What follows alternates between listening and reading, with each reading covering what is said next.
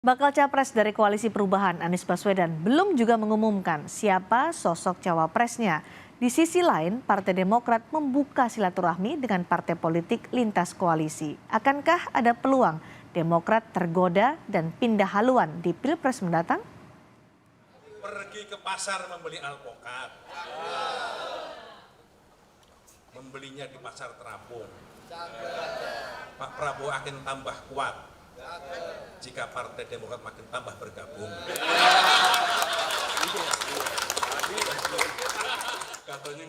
Itulah pantun dari Sekjen Partai Gerindra saat bertemu dengan Sekjen Partai Demokrat 20 Juli lalu. Sekjen Partai Gerindra Ahmad Muzani menyebut partainya tak bermaksud menggoda keputusan politik Partai Demokrat yang telah mendukung Anies di Pilpres.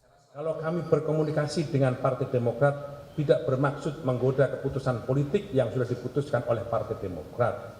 Ini bagian dari upaya kami untuk saling terus membuka silaturahmi dan bergandengan tangan. Sementara itu, Ketua Umum Partai Demokrat Agus Harimurti Yudhoyono menyebut Partai Demokrat solid di Koalisi Perubahan. AHY juga tetap konsisten mendukung Anies di Pilpres 2024 meski Anies belum juga mengumumkan sosok bakal cawapresnya. Tetapi saya yakinkan bahwa Demokrat hari ini juga tetap serius untuk membangun koalisi perubahan. Sudah kami tanda tangani yang namanya piagam kesepakatan, di mana salah satu pasal paling penting adalah menyerahkan kepada capres Mas Anies Baswedan untuk menentukan sendiri cawapresnya. Tentu harus memenuhi sejumlah kriteria. Partai Nasdem pun merespon santai pertemuan Demokrat dan Gerindra. Sekjen Partai Nasdem yakin koalisi antara Nasdem, Demokrat, dan PKS tetap solid dan kuat. Pengaruhnya urusan goda-menggoda itu kan lazim dalam partai politik dan yang bertemu itu kan orang-orang yang secara politik matang, tidak mudah merubah sikap. Kami membangun koalisi ini dari awal dengan semangat saling percaya yang tinggi, dengan semangat visi yang sama untuk membawa perubahan demi kebaikan bagi rakyat Indonesia. Tak hanya Gerindra yang mencoba mendekati dan menjalin konsolidasi dengan Partai Demokrat, PDIP juga membuka komunikasi politik dengan Partai Demokrat lewat pertemuan Ketua DPP PDIP Puan Maharani dengan Ketua Umum Partai Demokrat AHY 18 Juni lalu. Kedua elit parpol memaknai pertemuan tersebut sebagai salah satu momen bersejarah bagi kedua parpol. Meski sudah ada 3 bakal capres, koalisi parpol masih saling tunggu mengumumkan siapa bakal cawapres masing-masing. Peta koalisi pun berpotensi berubah hingga menjelang pendaftaran bakal capres-cawapres. Tim Liputan Kompas TV. Ketua Umum Partai Demokrat AHY menyebut tetap solid mendukung Anies Baswedan, tapi ada silaturahmi yang dibuka oleh elit Demokrat dengan parpol lintas koalisi. Inikah peluang Demokrat tergoda dan mungkin pindah haluan di Pilpres mendatang? Kami akan membahasnya bersama dengan Herzaki Mahendra, Kepala Badan Komunikasi Strategis Partai Demokrat, dan Ahmad Khairul Umam, Direktur Eksekutif Indo Strategik. Selamat malam, Mas Zaki, Mas Khairul Umam. Selamat malam, Mbak Cindy. Selamat malam, Mbak Cindy. Selamat malam, Mas Zaki. Mas Zaki, kan katanya Anies Baswedan akan mengumumkan cawapres pulang haji. Sudah hampir sebulan setelah pulang haji belum diumumkan juga nih. Demokrat gimana sikapnya terkait dengan pengumuman cawapres Anies ini? Ya, kalau kami sudah tegas dan jelas sampaikan sebelumnya, kita terus berkomunikasi dengan Mas Anies. Mas Anies juga sudah memahami apa yang menjadi concern, apa yang menjadi perhatian kami ya. Melalui Mas AHY sudah disampaikan dan selama ini juga komunikasi mereka berdua ini intens gitu. Jadi kalau bagi kami langkah apa yang diambil oleh Mas Anies Baswedan sampai dengan saat ini itu semua juga sudah dikomunikasikan kepada kami termasuk apa yang menjadi pertimbangan dan bagaimana rencana-rencana ke depannya. Nah ini jadi kalau kita bicara mengenai deklarasi sepenuhnya dengan Mas Anies ya yang menentukan waktunya. Tapi arah ke sana semua itu komunikasinya dilakukan. Tapi kan Mas Zaki, Demokrat minta segera di bulan Juni mundur, ditunggu setelah haji. Haji sudah selesai, sudah pulang, sudah hampir sebulan, masih belum diumumkan juga. Ada deadline lagi nggak dari Demokrat untuk Anies Baswedan? Sudah cukup sebenarnya di bulan Juni lalu itu sudah kami sampaikan. Nah setelah itu ada pertemuan makin intens antara kami dengan Mas Anies dengan tim 8. Lalu Mas Anies dan Mas AHY juga seringkali berdiskusi berdua ya secara tertutup. menyampaikan apa yang menjadi aspirasi dari kader Demokrat, konstituen dan masyarakat yang ditemui oleh Mas AHY, dan Mas Anies mengamini itu semua gitu. Jadi sudah Mas Anies juga dan kami berada di istilahnya itu on the same page gitu ya, berada di halaman yang sama, punya keyakinan yang sama bahwa kita memang masalah cawapres ini menjadi figur sentral juga dan menentukan dalam konteks pemenangan. Tapi masalah waktu ini kami juga masih berhati-hati dan berhitung terus. Apa yang dihitung? Yang tepat gitu loh. Apa yang dihitung oleh Demokrat? Kan tinggal nunggu.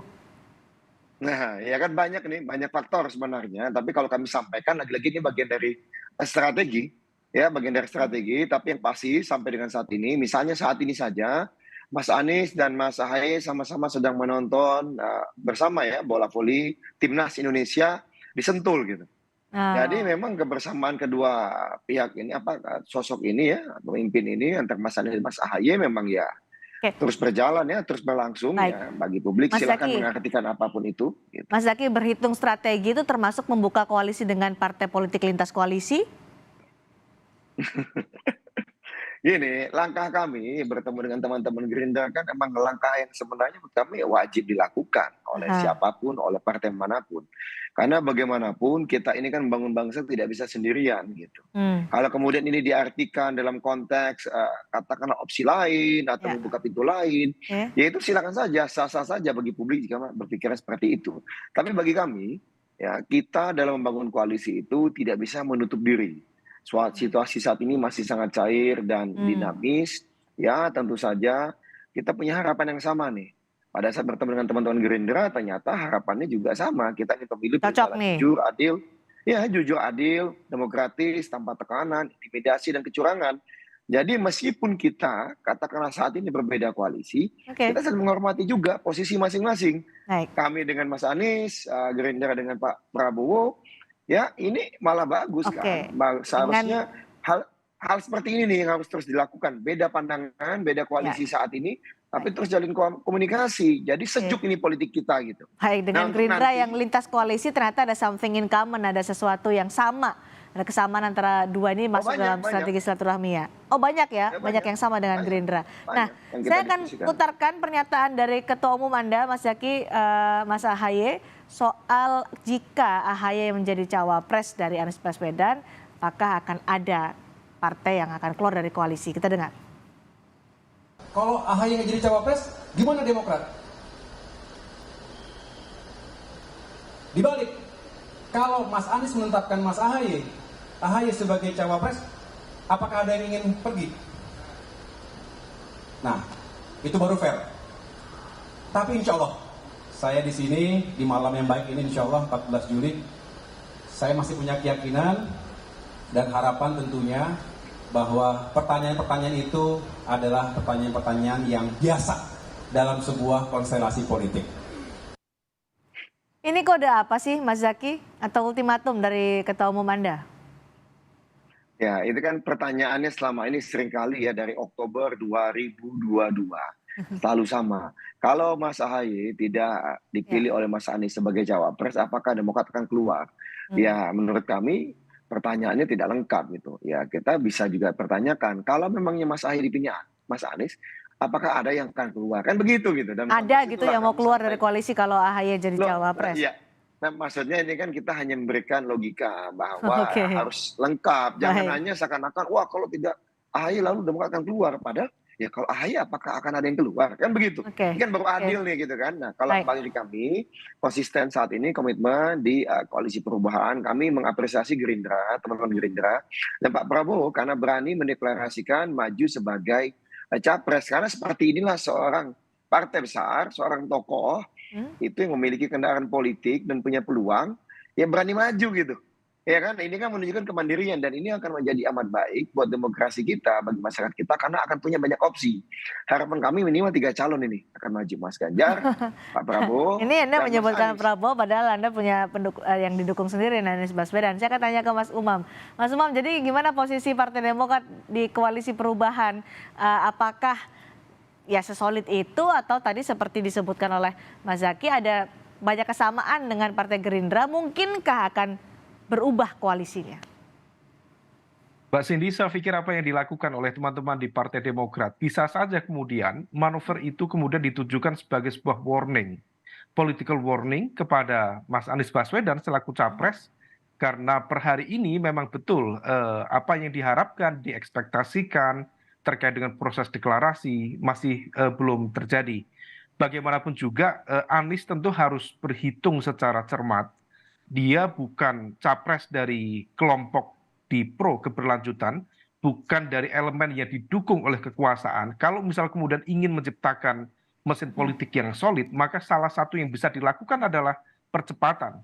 Nah, ini yang kemudian diakui atau tidak kemudian berdampak pada belum efektifnya mesin politik tim dari capres Anies Baswedan, sehingga dari sisi elektabilitas juga belum optimal. Nah, kalau misal kemudian itu dilakukan, mungkin bisa saja itu menjadi trigger yang cukup positif bagi dia. Tapi problemnya, pertanyaannya kemudian kapan? Tadi Mbak Cindy sudah menanyakan berkali-kali kepada Mas Zaky, kenapa deadline pertama sudah selesai, kemudian ada deadline kedua, nanti akan ada deadline keberapa? Nah, itulah yang kemudian harus dijawab oleh Anies. Bagaimanapun juga, besar kemungkinan Anies sendiri seolah mungkin tidak mampu bergerak secara leluasa, meskipun secara Kenapa? deklarasi itu diserahkan hak prerogatifnya kepada dia. Tetapi saya menduga besar kemungkinan langkahnya masih kemudian dipengaruhi oleh salah satu partai. Dalam konteks ini adalah Nasdem. Karena bagaimanapun juga sikap dan juga positioning Nasdem di hadapan pemerintah seolah masih gamang. Di satu sisi ingin mengamankan dua menteri yang masih tersisa di pemerintahan, meskipun yang satu kemarin sudah dikoreksi dan quote by quote sudah diikhlaskan, sudah legowo, tetapi kemudian di sisi lain ingin menggarap ceruk perubahan.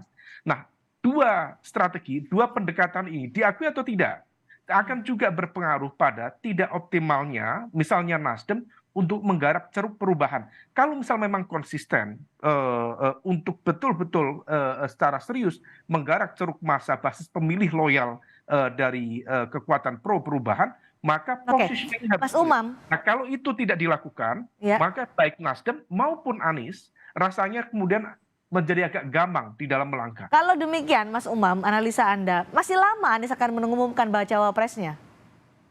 Semua bergantung kepada Anies. Kalau misal kemudian Anies berani melakukan percepatan, harusnya kemudian bisa menyelesaikan itu dengan komunikasi, terutama di simbol-simbol kekuatan politik di tiga basis partai itu. Saya pikir di level Demokrat, tadi disampaikan Mas Zaky berkali-kali sudah disampaikan warning itu. Kemudian PKS sepertinya juga sudah oke-oke saja. Saya pikir teman-teman Nasdem harus membaca betul secara serius kapan kemudian percepatan itu harus dilakukan.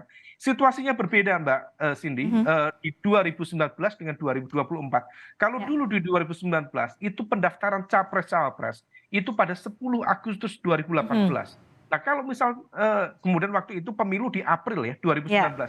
Ada 8 bulan. Sekarang praktis dari 25 November sampai 14 Februari 2024 hanya sekitar 2,5 bulan. Ya. Bagi penantang, bagi seorang capres yang tidak didukung, tidak di-backup oleh struktur kekuasaan yang memadai, maka dia harus berpikir secara logik, secara cepat untuk membentuk infrastruktur pemenangan. Nah, inilah yang sepertinya Anies sendiri kenapa kemudian gamang. Nah, itu yang kemudian sepertinya terus didorong oleh Mas Zaky dan teman-teman untuk melakukan percepatan dalam konteks ini.